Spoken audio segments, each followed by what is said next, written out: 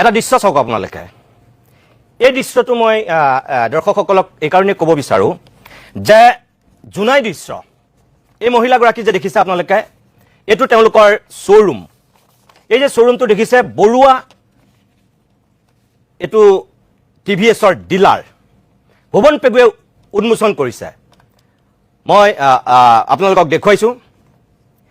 এখেতৰ এটা বৰুৱা পিজি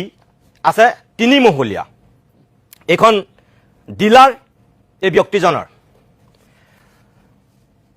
এখেত হৈছে পশ্চিম জোনাই মণ্ডলৰ বিজেপিৰ সাধাৰণ সম্পাদক এখেতৰ এইটো ডিলাৰ এটা পিজি আছে চিচিৰ বৰগাঁৱত আৰু তেখেতৰ নাম হৈছে দীপেন বৰুৱা তেখেতৰ পত্নীৰ নাম হৈছে সুলেখা কোঁৱৰ এয়া ভুৱন পেগুৱে উদ্বোধন কৰিছিল নিজে আৰু এইখন হৈছে আজি যে বেংকত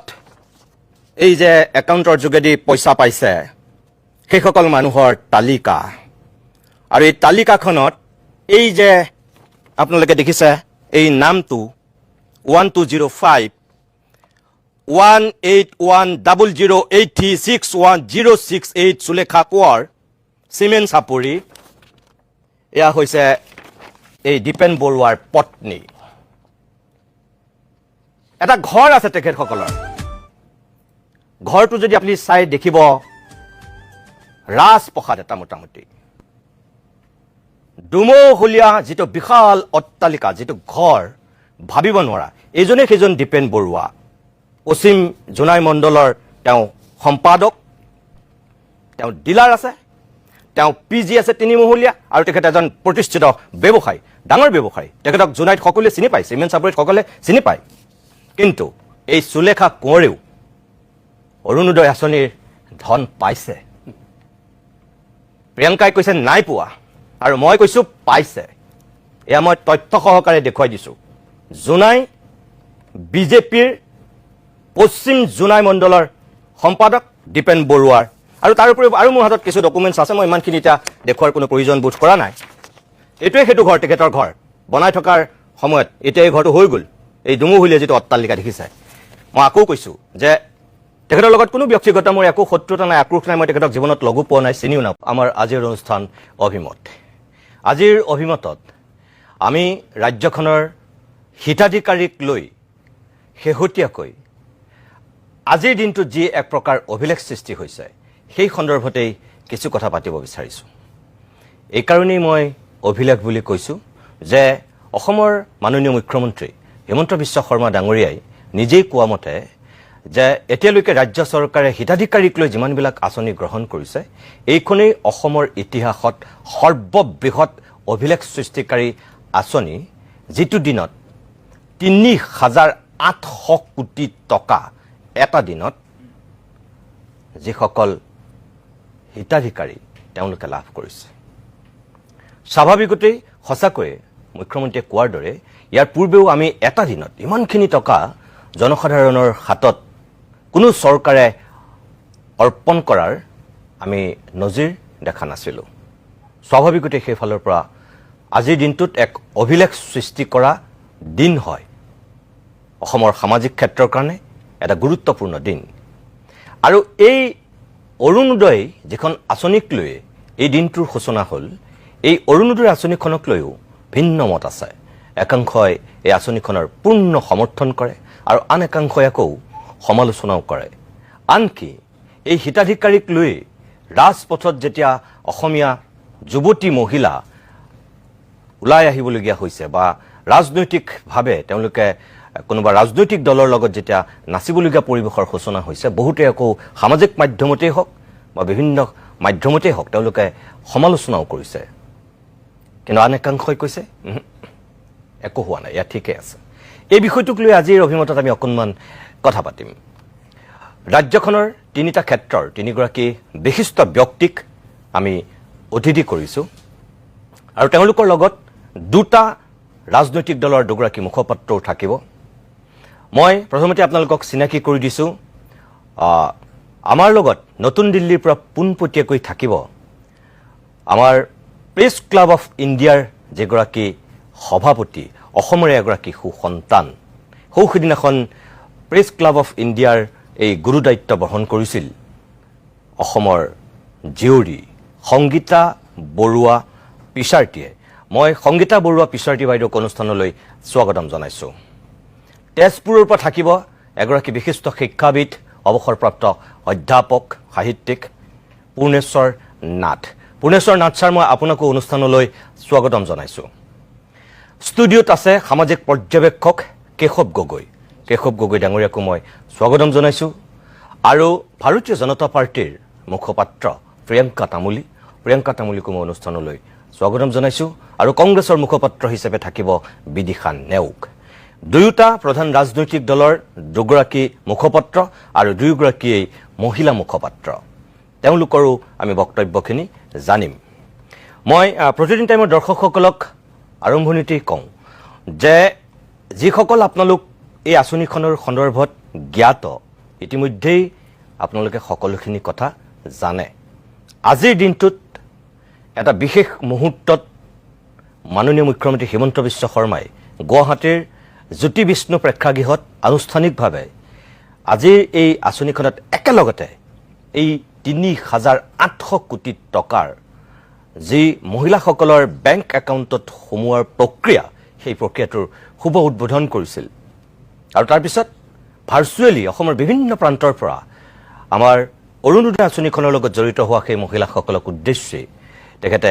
কিছু বক্তব্যও ৰাখিছিল শুভেচ্ছা বাৰ্তাও জনাইছিল এই মুহূৰ্তত মই এখন প্ৰতিবেদন অকণমান আপোনালোকক সেই সন্দৰ্ভতেই দেখুৱাই ল'ব বিচাৰিছোঁ আৰম্ভণিতেই যিসকলে আজিৰ দিনটোৰ সেই পৰিৱেশ দেখা নাছিল জনা নাছিল এবাৰ আপোনালোকে চাওক তাৰপিছতে মই ষ্টুডিঅ'ৰ বাহিৰতো থকা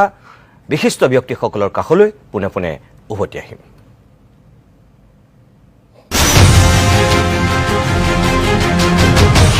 একেদিনাই 40 লাখ মহিলাৰ একাউণ্টত সোমাল চৰকাৰী ধন অৰুণোদয় আঁচনিৰ 9,000 টকাকৈ প্ৰদান কৰিলে ৰাজ্য চৰকাৰে 40 লাখ হিতাধিকাৰীক প্ৰদান 3,600 কোটি টকা গুৱাহাটীৰ জ্যোতি বিষ্ণু কলা মন্দিৰ প্ৰেক্ষাগৃহত মুখ্যমন্ত্ৰীৰ আঁচনি প্ৰদান অনুষ্ঠান ৰাজ্যৰ প্ৰতিখন গাঁও পঞ্চায়ত নগৰীয়া ৱাৰ্ড গাঁও পৰিষদ উন্নয়ন সমিতি স্বায়ত্তশাসিত পৰিষদ সমষ্টি মিলি সৰ্বমুঠ 3,800টা স্থানৰ সভাত মহিলাসকলক ভাৰ্চুৱেলি সম্বোধন মুখ্যমন্ত্ৰীৰ আঁচনি প্ৰদান কৰি এতিয়াও ৰাজ্যত বাকী থকা 10% মহিলাকো অৰুণোদয় আঁচনিৰ অন্তৰ্ভুক্ত কৰাৰ ঘোষণা মুখ্যমন্ত্ৰীৰ পোৱা নাই আমি অৰুণোদয়ৰ সংখ্যা বঢ়াব লাগিব আৰু অৰুণোদয় টকাৰ পৰিমাণো বঢ়াব লাগিব বছৰৰ মূৰে মূৰে টকাৰ পৰিমাণো বাঢ়ি যাব লাগিব ইলেকশ্যনৰ মিটিঙত মই তাৰ বিষয়ে কম যে অহাবাৰ কিমান টকা আপোনালোকে অৰুণোদয় পাব কিন্তু আগতকৈ বেছি পাব লাগিব অৰুণোদয় মাত্ৰ এখন আঁচনি নহয় এটা পৰিয়াললৈ পৰিৱৰ্তন হৈছে অৰুণোদয় পৰিয়ালটোক আগবঢ়াই নিয়াৰ স্বাৰ্থত কি কৰিব ক'লে মুখ্যমন্ত্ৰীয়ে অৰুণোদয় পৰিয়াল হিচাপে আমি আগবঢ়াই লৈ যাব খুজিছো আপোনালোকে আমাক সহায় আৰু সহযোগিতা কৰিব লগত কাক ভোট দিব পাক্কা দিবতো বিজেপি দিবনে নিদিব আৰু মুখ্যমন্ত্ৰীক এইবাৰ যদি মহিলাসকলে আশীৰ্বাদ দিয়ে তেন্তে আগন্তুক দিনৰ পৰিকল্পনাৰ কথা ঘোষণা কৰিলে মুখ্যমন্ত্ৰীয়ে চেনি দালি নিমখ আৰু মিঠাতেলৰ লগত তালিকাত অন্তৰ্ভুক্ত হ'ব আধা কেজি চাহপাত আপোনালোকে যদি মোক আশীৰ্বাদ কৰে অহাবাৰ মোৰ মনত চেষ্টা হ'ব যে আপোনালোকৰ পৰা এটকাও নোলোৱাকৈ চেনি দালি নিমখ আৰু মিঠাতেল আপোনালোকৰ হাতত তুলি দিম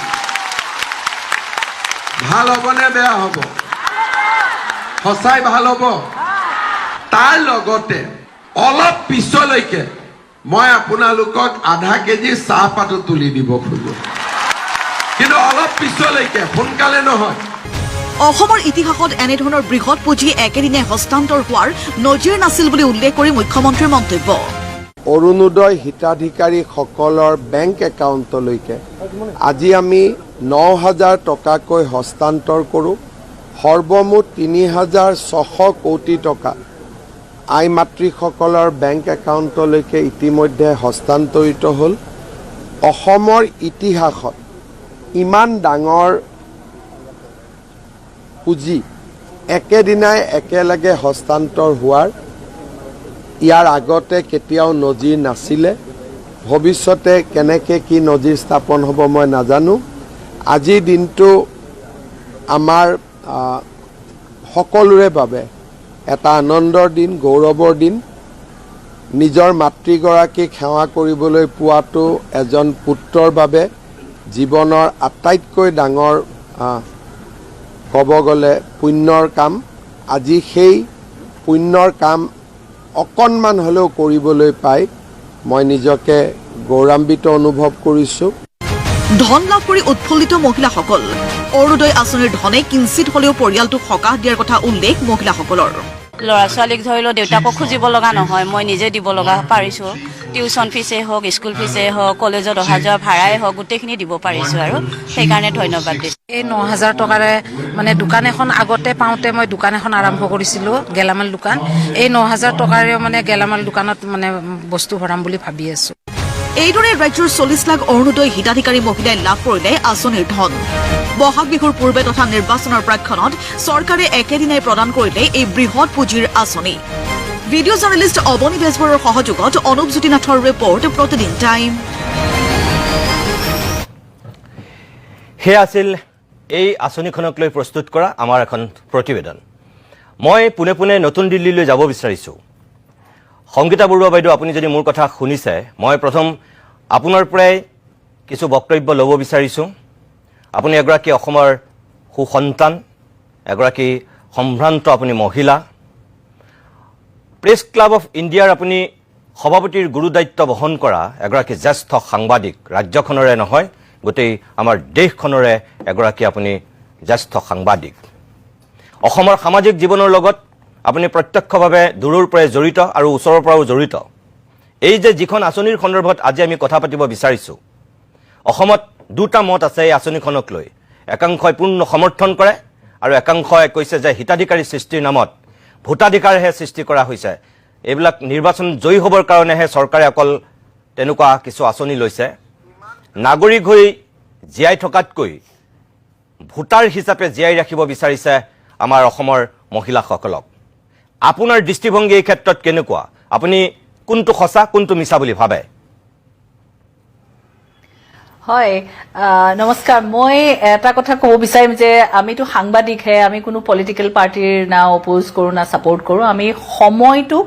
বান্ধি ৰাখোঁ ডেইলি ৰিপৰ্টিং বা কমেণ্টাৰীৰ ওপৰত যাত গৈ পাৰ্ট অফ হিষ্ট্ৰী হয়গৈ চ' মই এই আঁচনিবোৰ তেনেকৈহে চাওঁ সেইকাৰণে প্ৰথম কথাটো আপোনাৰ মই এতিয়া আপোনালোকে কৈ আছে যে ইমান হাজাৰ কোটি টকা আজি দিয়া হ'ল তাৰ আগতেও এই আঁচনিবোৰ চলি আছে তাৰ মানে আৰু বহুত কোটি টকা গৈছে এই কোটি টকা ক'ৰ পৰা আহিছে মোৰ প্ৰথম ইণ্টাৰেষ্টটো সেইটো এজ এ জাৰ্নেলিষ্ট আমি কিবা ধাৰ লৈ পেলাই এই কোটি টকা দিছোঁ নেকি এই কথাটো আমি প্ৰথমে চাব লাগিব কাৰণ বেংকেও যেতিয়া আপোনাক পইচা দিব আপুনি ভাবে কেনেকৈ পইচাখিনি ওলাব তাৰ চিন্তা কৰে ন চ' সেইকাৰণে প্ৰথম চিন্তাটো হৈছে যে এইটো ক'ৰবাত আমাৰ অসমৰ চৰকাৰৰ এইটোত ধাৰ লাগিছে নেকি যদি ধাৰ লাগিছে তেতিয়াহ'লে এই ধাৰ কেনেকৈ পূৰ্ণ কৰিব প্ৰথম কথাটো হৈছে সেইটো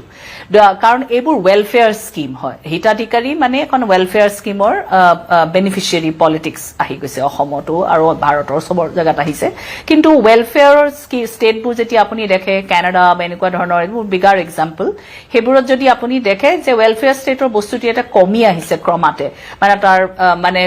ষ্টেটৰ কাৰণে বহুত ধাৰ হৈ যায় আৰু ধাৰবোৰ মানে পূৰ্ণ কৰিব নোৱাৰে চ' সেই এটা অৱস্থাত আমি কিন্তু এতিয়া ভাৰতবৰ্ষত এনেকুৱা ধৰণৰ এটা ছিষ্টেম দেখি আহিছোঁ সেইটো এটা প্ৰথম মোৰ মানে ৰিয়েকশ্যন আৰু ২ নম্বৰ কথাটো হৈছে যে মই গোলাঘাটৰ ছোৱালী আজি আহিছোঁহে মই অসমৰ পৰা মই গৈয়ে থাকোঁ আৰু তেতিয়া মই মানুহৰ লগত কথা পাতোঁ যেতিয়া এই বিভিন্ন আঁচনি অৰুণোদয় হওক অন্য ধৰণৰ আঁচনি এতিয়া ১০,০০০ টকা কোনোবাক দিছে আজি এতিয়া ৯,০০০ পাইছে তেতিয়া মানুহবোৰক সুধিলে দুটা ধৰণৰ কথা মই পাওঁ সেইটো হৈছে মহিলাসকলে কয় যে আমাক যদি নেযাওঁ বা নকৰোঁ আমাক অলপ ধমকিও দিয়া হয় যে আপোনাৰ এই পইচাটো কাটি দিব হা আৰু আপুনি আহিবই লাগিব সেইকাৰণে ইমানখিনি পইচা দিলে ক'ৰবাৰ মিটিঙলৈও যাব লাগে অনবৰতে তেওঁলোক বিজি হৈ থাকে এইটো বস্তু তেওঁলোকে অকণমান কৈছে আৰু ২ নম্বৰ কথাটো হৈছে যে পাৰ্টিৰ কামলৈ যাব লাগে তাৰমানে হা তেতিয়া আৰু মই তেতিয়া সুধিছো যে আপোনালোকে যদি 1250 টকা পায় আপোনাৰ ঘৰত কি কাম হয় মানে বহু মহিলাই কয় যে 1.5টা গেছ লাগে কিন্তু সেই 1.5টা গেছৰ পইচাটো নাহে হেনো এনেকুৱা ধৰণৰ কথাবোৰ কয় তাৰ মানে ক'বাত পূৰ্ণ হৈছে নে নাই হোৱা এই অকমানি পইচাটো লৈ যদি পায় তেওঁলোক অনবৰতে বিজি হৈ থাকিব লগা হৈছে নিজৰ কামো এৰি থৈ যাব লগা হৈছে তাৰ মানে এইটোতো এটা চাকৰি নিচিনাকৈ পৰিণত হৈছে কিন্তু বহুত কম টকাৰ চাকৰি তাৰ মানে এইটো হা আৰু কেনেকুৱা ধৰণৰ চাকৰি এইটো ডেমক্ৰেচিত যদি আপুনি ৱেলফেয়াৰ স্কিম দিছে এখন চৰকাৰে পাৰ্টিয়ে দিয়া নাই চৰকাৰেহে দিছে আৰু চৰকাৰে যেতিয়া চৰকাৰৰ আমাৰ টেক্স পেয়াৰৰ পইচা দিয়ে তেতিয়া আকৌ পাৰ্টিৰ কামত লগাইছে নেকি তাৰ মানে আপুনি ডেমক্ৰেচিত চিটিজেন হিচাপেহে আপুনি পাইছে নাগৰিক হিচাপে আপুনি পাইছে নে আপুনি এইটো কোনোবা পলিটিকেল পাৰ্টি সাপোৰ্ট কৰিবলৈ কাৰণে পাইছে তাতে আৰু এটা প্ৰশ্ন আহে মই গোটেই নৰ্থ ইষ্টৰ ইলেকশ্যন এইবোৰ কভাৰ কৰোঁতে মই দেখো আগতে কংগ্ৰেছৰ দিনতো মই দেখিছিলো এই মণিপুৰ চনিপুৰ এনেকুৱা ধৰণৰ জেগাবোৰত পইচা লৈ পেলাই ভোটবোৰ লয় কিন্তু সেইটো এতিয়া লেজিটিমাইজ হৈছে নেকি যে টেক্স পেয়াৰৰ পইচা দিয়া হৈছে লেজিটিমেটলি আৰু কিন্তু ভোট খোজা হৈছে তাৰ নামত এতিয়া চিফ মিনিষ্টাৰে যিটো কৈছে যে মই ইমানখিনি দিম সিমানখিনি দিম এতিয়া ভোটটো দিব নে নিদিব তো সেই তাৰ মানে মোৰ পইচা টেক্স পেয়াৰ পইচা লৈ পেলাই আপুনি এটা ভোট খুজি আছে নেকি সেইটো এটা মই এজ এ সাংবাদিক মোৰ এইটো এটা নজৰলৈ কথাটো আহিছে আৰু সেইটো যদি সঁচাই হৈছে বা কোনোবাই যদি এনেকে ভয়ো খুৱাইছে যে আপুনি নাহিলে পাৰ্টিৰ কামত নাহিলে আপোনাৰ ভোট এইটো কাটি দিয়া হ'ব কিন্তু কোনোবা মই ভাবো যে অধিবক্তা বা ইমান আছে অসমত PIL এখনো ফাইল কৰিব লাগে চাগে কোৰ্টত কাৰণ এইটো কেনেকে এটা ৱেলফেয়াৰ স্কিমক লৈ পেলাই আপুনি কেনেকে আকৌ ভোটটো খুজিছে মানে আপুনিটো ষ্টেট হে আপুনি গভৰ্ণমেণ্ট আপুনি পাৰ্টিৰ পৰা দিয়া নাই পাৰ্টিৰ নিজৰ ফাণ্ডৰ পৰা দিছে এইটো বেলেগ কথা কিন্তু এইটো ষ্টেটৰ পৰা দিছে আপুনি এইটো ষ্টেটৰ স্কিম চ' সেই তেনেকুৱা ধৰণৰ প্ৰশ্ন কিছুমান আছে ডেমক্ৰেচিত কাৰণ চিটিজেন হৈ যদি পাইছে বঢ়িয়া অ'কে আৰু যদি নহয় বোলে পাৰ্টি ছাপোৰ্ট কৰিবলৈ পাইছে তেতিয়া কিন্তু মই ভাবো যে কোৰ্টৰ কোনোবাই দুৱাৰ ঢুকিয়াব লাগে কাৰণ এইটো বস্তু ক্লিয়াৰ হ'ব লাগে সেইটো এটা কথা আৰু 2 নম্বৰ লাষ্টলি মই এটা কথা ক'ব বিচাৰিম যে যিহেতু মই দিল্লীত বেছিভাগ মানে খুব গৰ্ব কৰো অসমীয়া মহিলা হিচাপে আৰু মই অসমীয়া মহিলাৰ কথা খুব কওঁ যে আমি জয়মতী দেশৰ আমি মানে সতী সাদিনীৰ দেশৰ আমি ৰাজবালা দাসৰ ঘৰৰ আমি মুলা গাভৰুৰ মানে হেৰি ইনহেৰিটাৰ এনেকে ধৰণৰ কিছু কনকলতা চন্দ্ৰবাবু শইকীয়ানী এই কথাবোৰ যেতিয়া আমি কওঁ মানে মামনি ৰয়ছম গোস্বামী খুব শক্তিশালী মহিলা মানে যাৰ নেকি নিজৰ এটা আছে মানে নিজৰ হেৰিখিনি আছে তাৰপিছত যদি আমি অকল মহিলাক অকল নেশ্যনেল মিডিয়াত এইবোৰত এনেকে খালি কিছুমান সৰু সৰু ভোজনী বুলিয়ে ক'লো বাৰু এই তেনেকুৱা দান দক্ষিণা পাই নাচি আছে বা ফূৰ্তি কৰি আছে এই তেনেকুৱা এটা যদি ইম্প্ৰেশ্যনো অসমীয়া মহিলাৰ কাৰণে আহে মোৰ অসমীয়া মহিলা হিচাপে অকমান মোৰ অকমান দিগদাৰী এটা লাগে অকমান মানে মনটো কোচ খাই আহে সেইটো ক'ব লাগিব সেইকাৰণে সিমানখিনিয়ে কথা কিন্তু মই ভাবো যে আপোনালোকে যিটো চলাইছে এতিয়া মই দেখিছো তাত এগৰাকী দুগৰাকী মহিলা এনেকে কৈছে যে আমি এতিয়া কিবা কিবি কৰিবলৈ পাৰিছো যদি সেই পইচা আকৌ ভাল কামত হৈছে তেতিয়াহ'লেতো ভাল কথা কিন্তু সেই পইচায়ে যদি এতিয়া 10,000 টকাৰ যদি চাকৰি এটা যদি পালেহেঁতেন তেওঁতো 1 বছৰলৈ লাখপতি বাইদেউ হ'বলৈ ৰখিব নালাগে তেওঁ কিন্তু দহমাহতে হ'ব আৰু অন্য কোনোবা পাৰ্টিৰ কামলৈ জবৰদস্তিও যাব নালাগে ইচ্ছামতে গৈছে বেলেগ কথা কিন্তু জবৰদস্তিও যাব নালাগে চ' সেই তেনেকুৱা এটা বস্তু মই ভাবিছো যে এজ এ ডেমক্ৰেচিত মানে চিটিজেন হৈ জীয়াই থকাটো মোৰ হিচাপে কাৰণ মানুহ হৈছে একদম প্ৰভুত্ব মানুহ হৈছে মানুহৰ কামৰ কাৰণেই ডেমক্ৰেচি আছে তাত আকৌ কোনোবা পলিটিকেল পাৰ্টিৰ কাৰণে আপুনি ভোট দিবৰ কাৰণে এইটো আমাৰ পইচাটো লগাইছে মই তাত অকমান এজ এ জাৰ্নেলিষ্ট কিন্তু মই অকমান মানে ডাউটফুল এই বস্তু নিশ্চয় নিশ্চয় সংগীতা বৰুৱা পিছাৰটি মই ধন্যবাদ জনাইছো আপুনি প্ৰথমতে এই বক্তব্যখিনি ৰখাৰ কাৰণে মই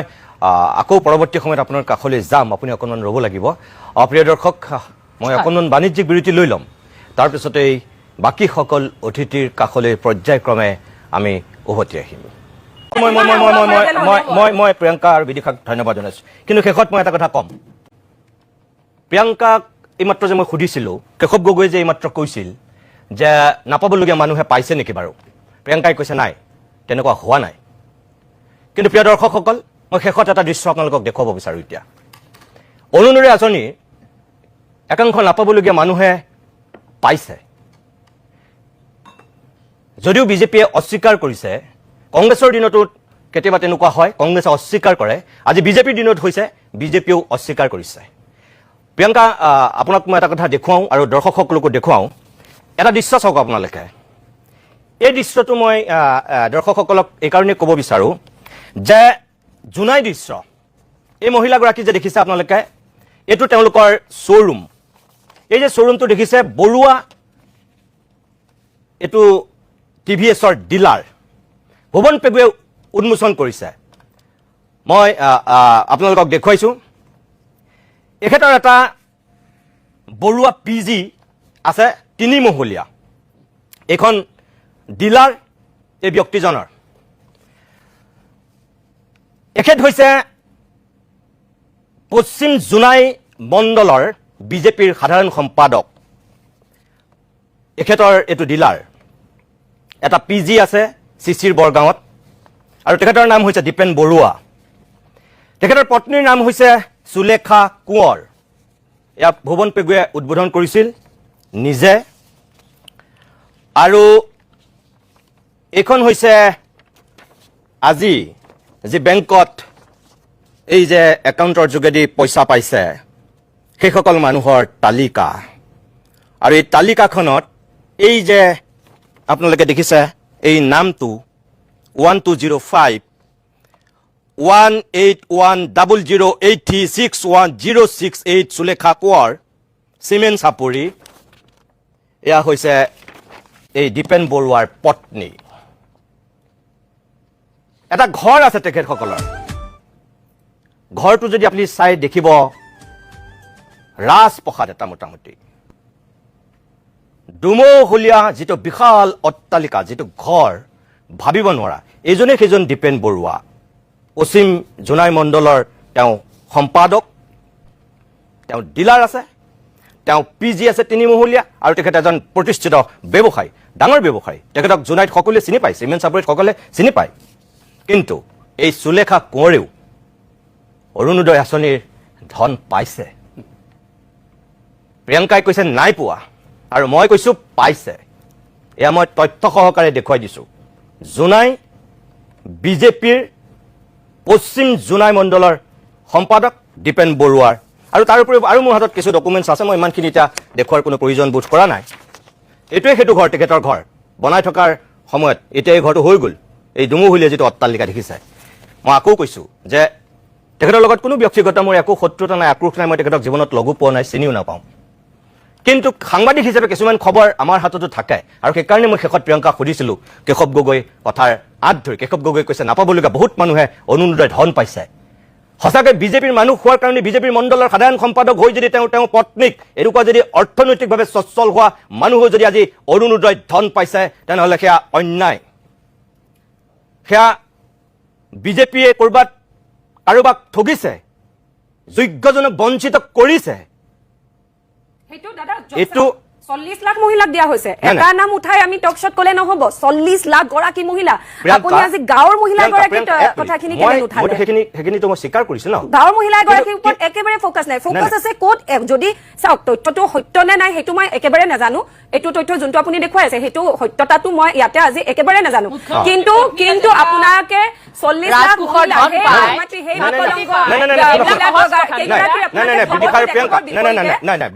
প্ৰিয়ংকাৰ বিদিশাৰ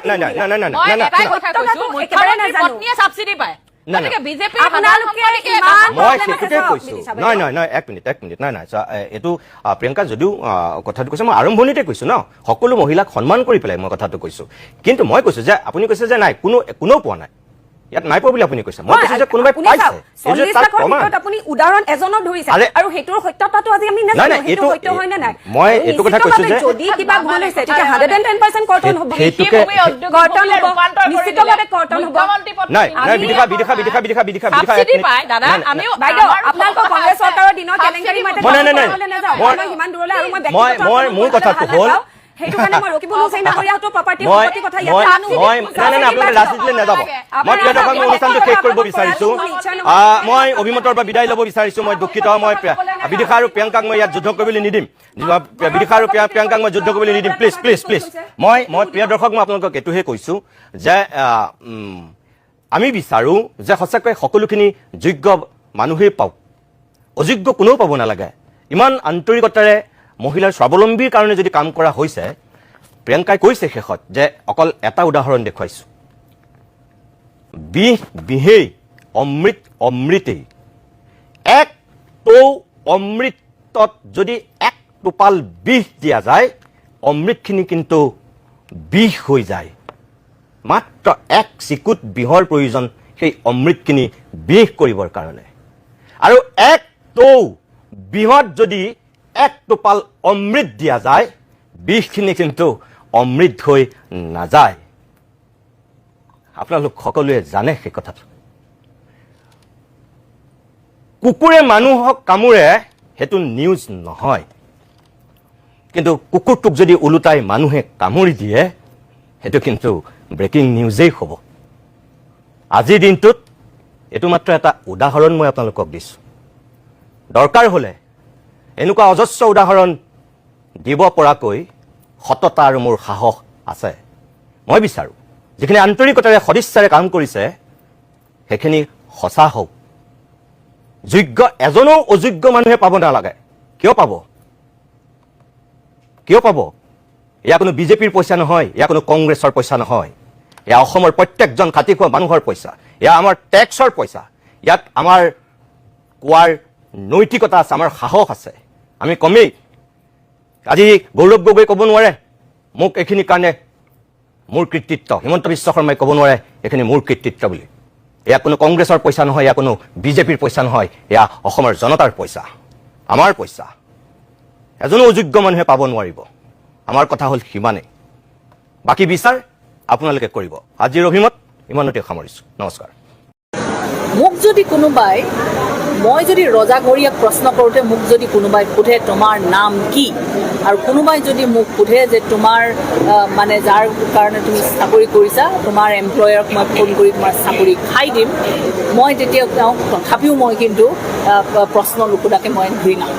মই কাৰণ কিয় সোধে এই বস্তুটো, আপোনাক অলপ চমকাবলৈ শিকায়, আপোনাক অকণমান মানে ভয় খুৱাবলৈ শিকায়। মই ডেমক্ৰেচিত আছোঁ, মই ক'ৰবাত তালিবান লেণ্ডত আছোঁ নেকি? মই ডেমক্ৰেচিত আছোঁ। মই প্ৰথম প্ৰশ্ন মোৰ কামেই সোধাটো, আৰু আপুনি যদি প্ৰশ্নৰ জবাব দিব পৰা নাই তাৰমানে আপুনি ক'ৰবাত ভয় খাইছে আৰু আপোনাৰ উত্তৰ নাই। সেইকাৰণে মোক আপুনি ইফালে সিফালে নিবলৈ চেষ্টা কৰিছে। মোৰ কাম হৈছে ফ'কাছড। মোক যদি কোনোবাই প্ৰশ্ন কৰিছে, মোক এজন শীৰ্ষ নেতাই অলপ দিন আগতে কৈছিলে যে তুমি মোৰ